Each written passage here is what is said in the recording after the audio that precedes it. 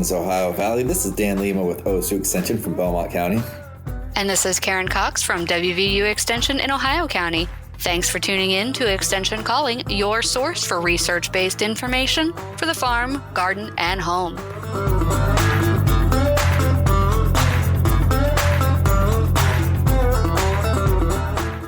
Hello, Karen. Hey, Dan. We are back, and we are well into March, and things are looking wet. Wet, but the spring ephemerals are all coming up and they're beautiful.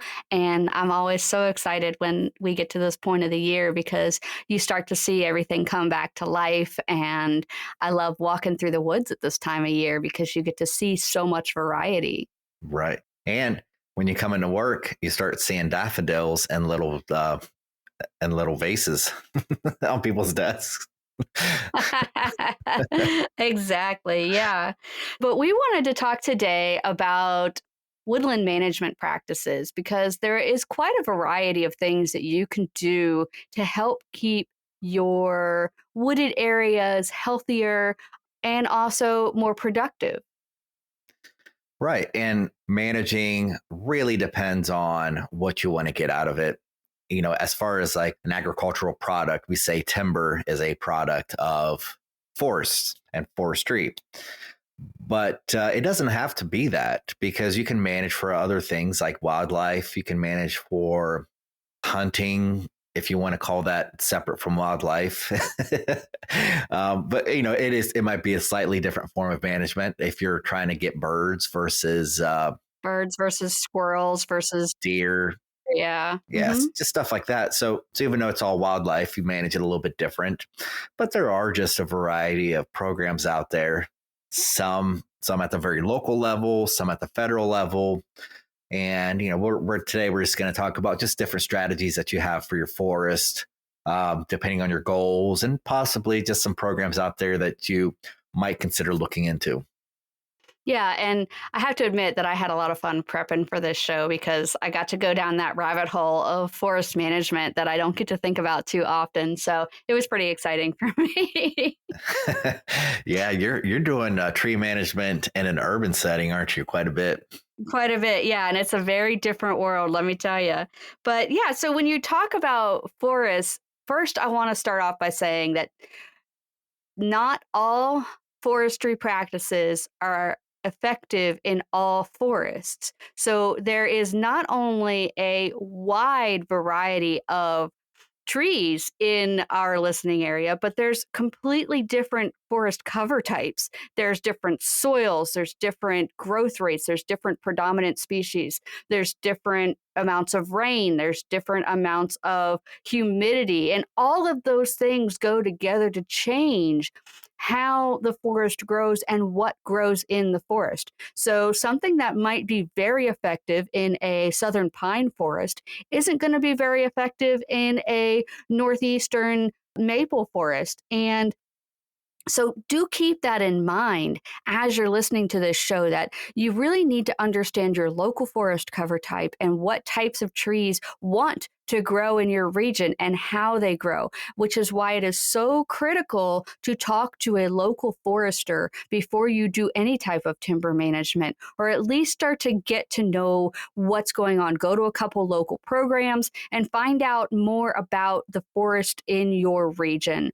And that's really going to make a big difference. So as we go through, remember, not all practices work everywhere. And it also is going to change based on the age of your particular woodlot, what your particular microclimate is. Are you on the north side of the hill, the south side of the hill, the east side of the hill, the west side of the hill, at the top of the hill, at the bottom of the hill, not near any hills? It all comes into play when you're talking about trees. Yeah. And I know I kind of started the show off talking about timber. Timber management is just one form of management. Yeah. The goal of timber management, obviously, is a timber harvest. And even when we talk about a timber harvest, the whole clear cutting concept isn't the only option for something like that. A timber harvest can also enhance the different trees in your forest a selective timber harvest is the way I'm trying to say this, might be a strategy for wildlife management as well. It's all about goal setting. And I know I'm getting deep into the forest here, right? I'm kind of touching on some delicate things that are very particular. But I guess my whole concept here is no matter what your goal is, a timber harvest might be part of that plan, even if it is to make the forest healthier, make the forest more suitable for wildlife. It's a timber harvest isn't necessarily going to take away from that. Right. But depending on what your goal is, profit will probably get in the way. Right. So the most profitable things might not be taking away the trees that are going to enhance the wildlife, but that is something that you're going to have to calculate and figure out, what your end goal is and what different things mean to you. Exactly. And, just like when you're farming, you need to determine what your goal is.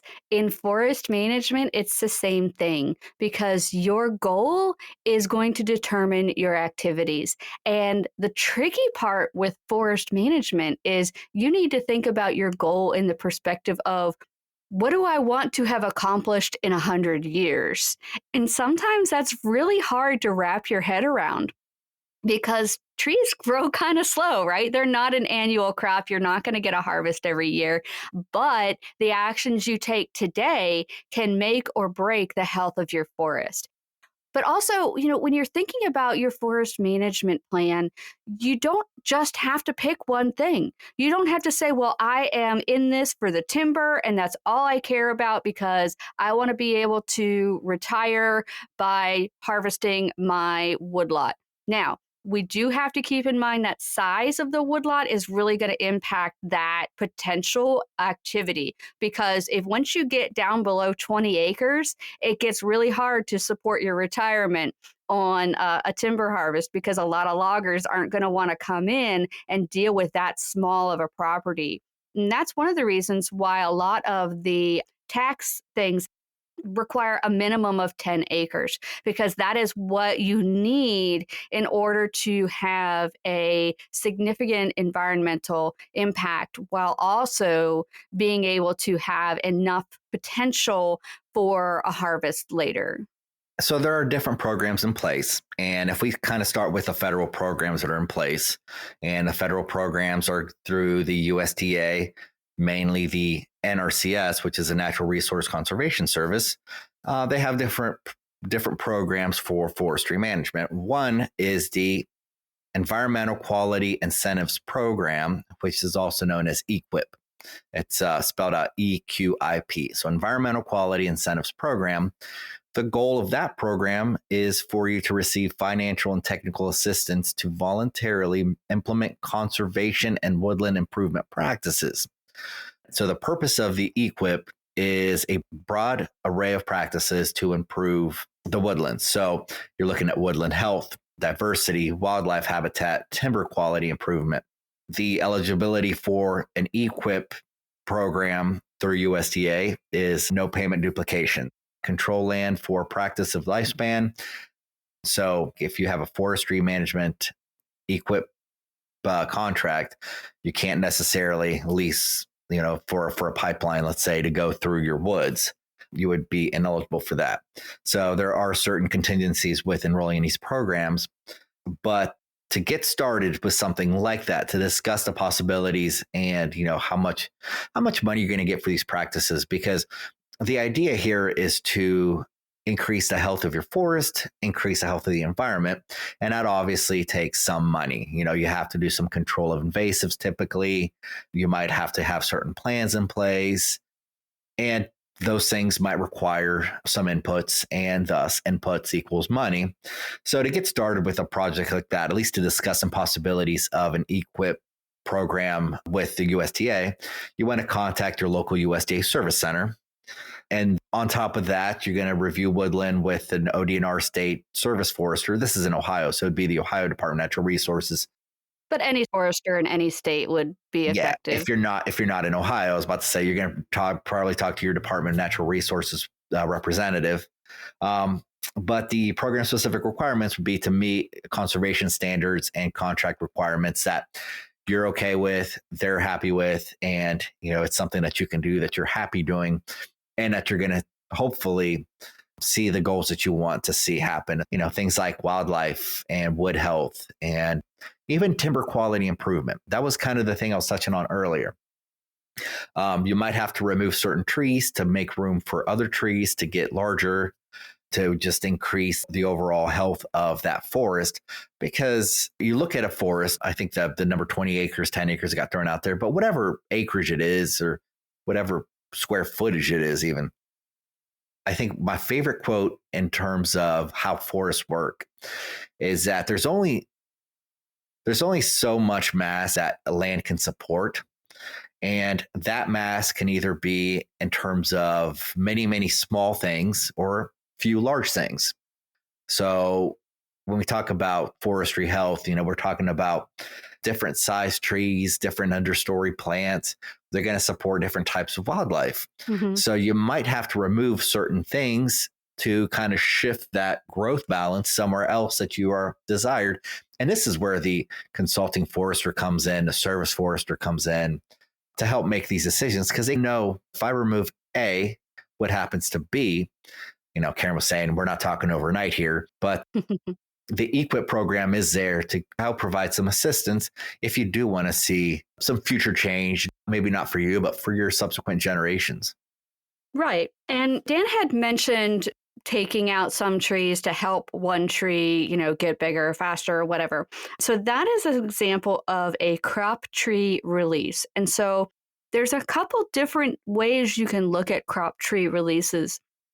And I just wanted to kind of go down this little rabbit hole for just a moment to help you understand how these management practices can be used to reach different objectives. So, for instance, if you're going to do a crop tree release on your property, and let's say you want to manage for wildlife, then when you are choosing which trees to leave, you want to leave your dominant and your co-dominant trees, the ones that are at the top of the canopy, and you want to focus on those that have big, wide, healthy crowns, because those mast producing trees, the more sunlight they have access to, the more mast they're going to produce, or the more acorns and nuts and things like that. And those are going to help expand the ability of that area to support the wildlife. You're also, however, going to make sure you're looking through your forest for trees that could provide houses for your wildlife. They're called cavity trees. And it doesn't matter the size, the species, or whatever, if that tree has a sizable home in it for wildlife, you leave that tree when you're doing your release. Now, an alternative one, if you wanted to manage for timber using a crop tree release, then you're going to look for dominant and co-dominant trees that are at least 25 feet tall. They want them to have large, healthy crowns and no dead upper crown branches. So that means that it's got a good circulatory system going all through that tree.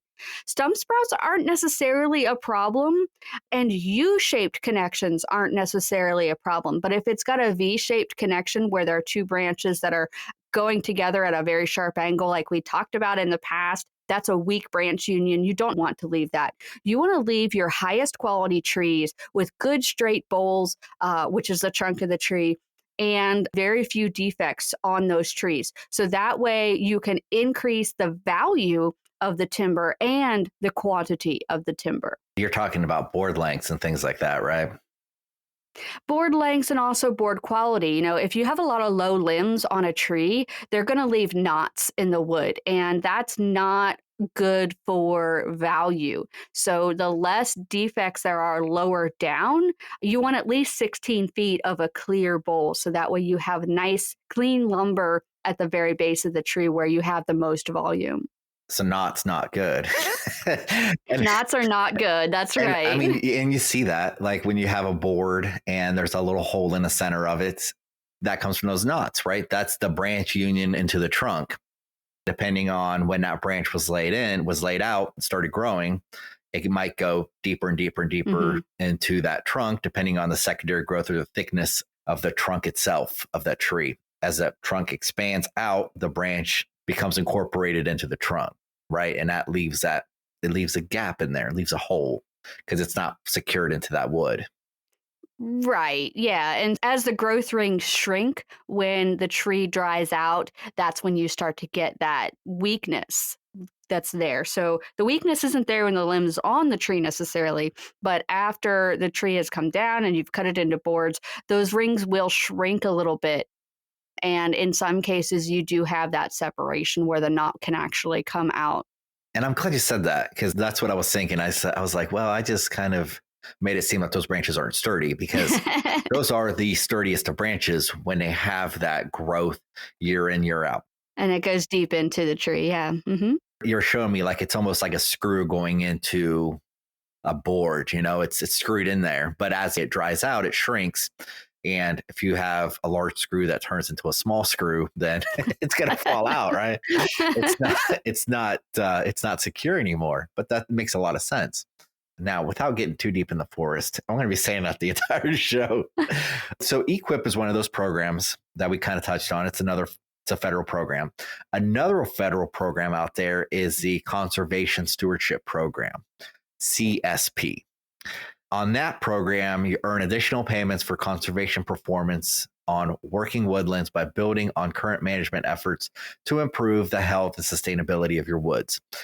It seems to be a similar concept, enhancements, practices, and bundles.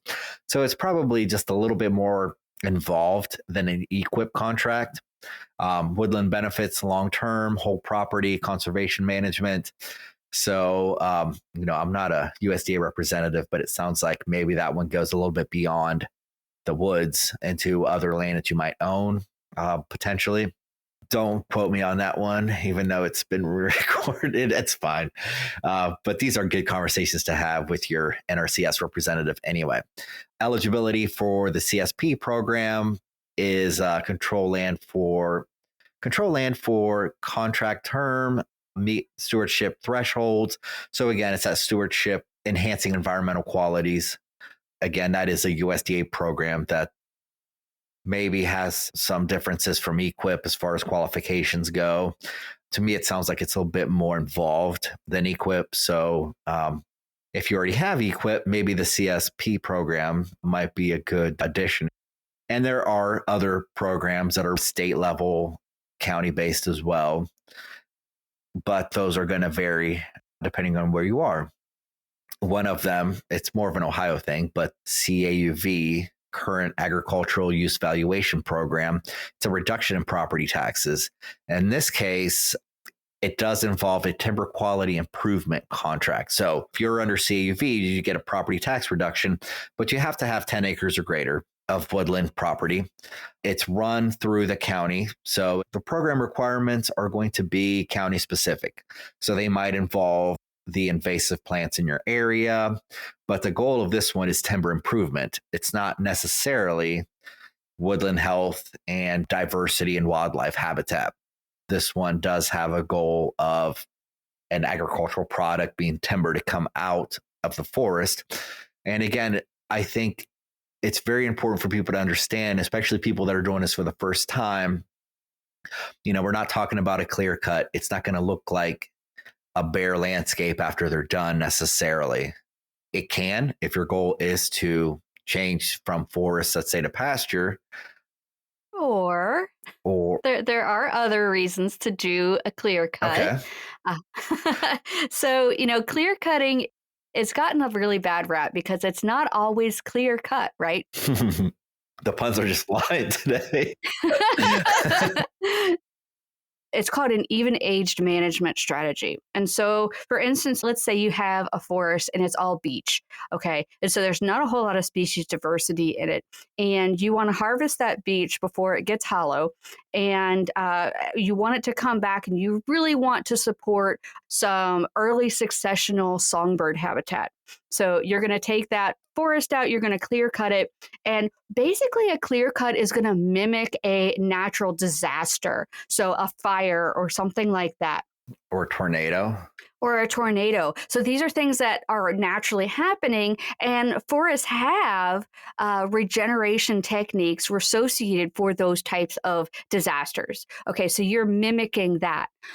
And when you're looking at, say, in West Virginia, you're trying to do a clear cut, you're really looking at like a 10 to 40 acre area if you're trying to, say, increase your wildlife habitat or something like that. But there's also something called a commercial clear cut. And this is what has happened on a lot of properties and has given us a lot of problems. And that's when they go in and they take out all of the merchantable timber and leave behind the scraps. So they leave behind the low genetic quality and the poor form. And unfortunately, those trees, once they're released, their canopies expand and they reduce the amount of regeneration that can come up underneath of them. And so they're also passing on that poor genetic quality for the next generation of trees that are coming in. And so those commercial clear cuts where they just take out all of the money from the woods, basically, as much money as they can get out of the woods, that's what they do. And they leave behind a poor genetic structure that is impacting the ability of our forests today to have that high quality timber that this region has been known for.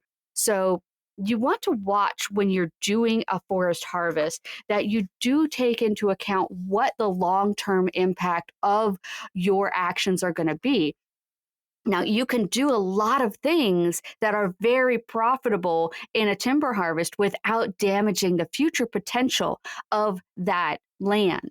And clear cutting isn't necessarily a bad thing. It just depends on what you want to happen on your property. But you do want to avoid a couple practices like commercial thinnings, diameter limit cuttings. Again, that's when they go in and they take out the largest, most valuable trees and leave behind what wasn't growing as fast, what didn't have the best form, things like that. And remember, just because a tree is smaller doesn't mean it's younger. It may just mean that it didn't have access to the resources or wasn't able to grow as fast as the other trees around it. Right. Yeah. We see that when you're looking at the timber and you're looking at the rings and let's say a board, the growth rates from season to season can vary quite a bit. Mm-hmm. One growth ring can be as big as 3 years. So you can see the variation depending on whether a tree next to it fell, something happened, maybe there was a timber harvest or something, or whatever the case may be.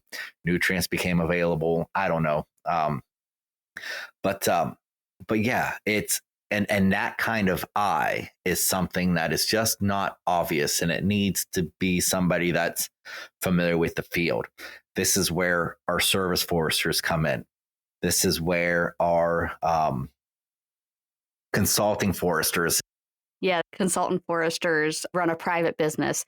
And so, they're out there doing forest management for their own profit, but they help a lot of landowners. And so, if your local service forester isn't available or there's a 6-month wait because everybody wants to use the cheap one, uh, not cheap in quality, but cheap in labor time.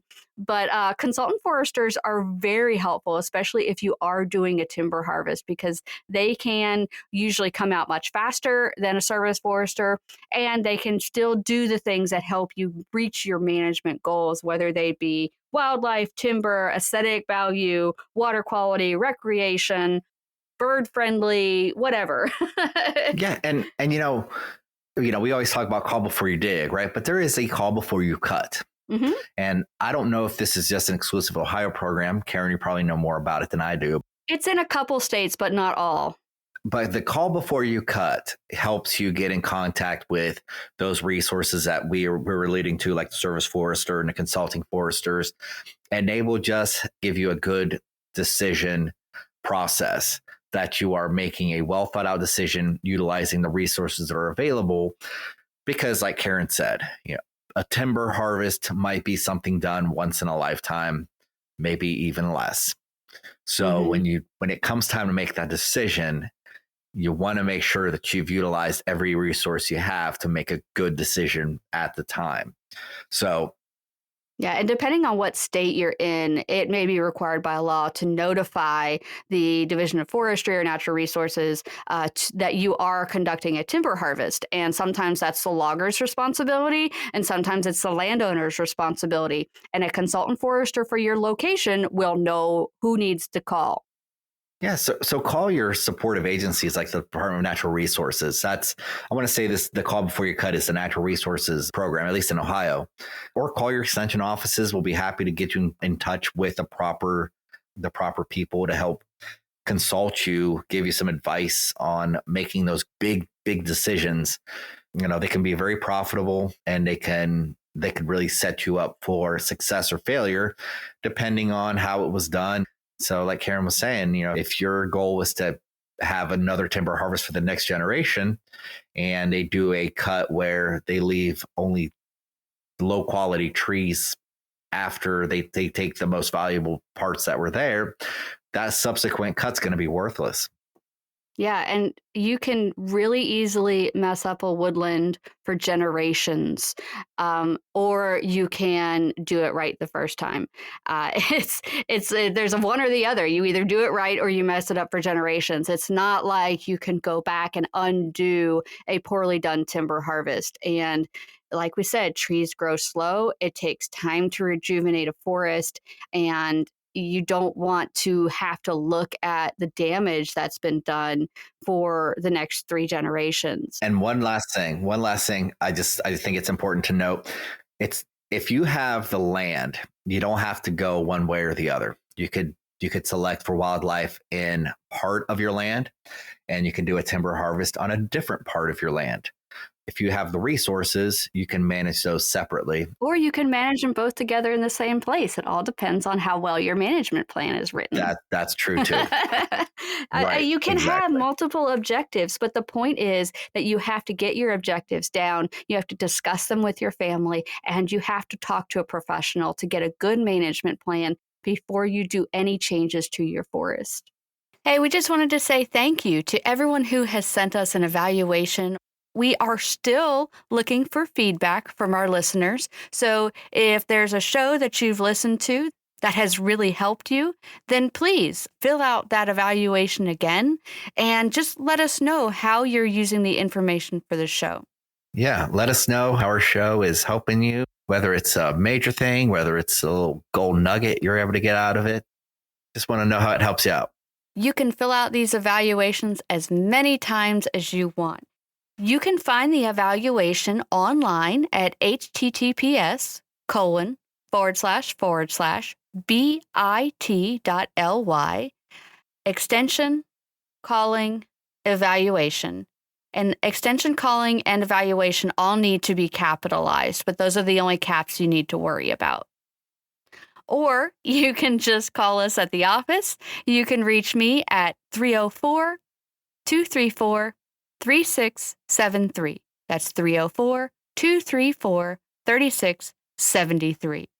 And you can also contact me at 740-695-1455.